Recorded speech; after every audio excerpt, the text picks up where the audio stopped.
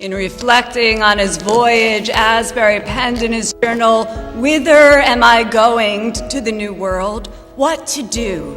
To gain honor? No. If I know my own heart, to get money? No. I am going to live to God and bring others so to do." 26 years old, never to return to his home of his birth, Francis Asbury follows his call to live to God and bring others so to do. He didn't serve the finest circuits. He wasn't a very good preacher.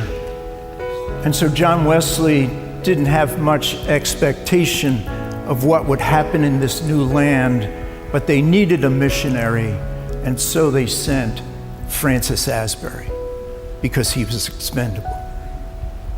But isn't that the way of God? That God can take what others don't see and make something of it. That God can see in others, in their humility and their willingness to serve and their willingness to empty themselves and make something great happen. And that's what God did through Francis Asbury. God created a powerful movement called Methodism here in this new and emerging nation. Francis Asbury lived a remarkable life, a life that many have admired but few have envied. During his 45-year career in America, he died in 1816, he never married or owned much more than he could carry on horseback.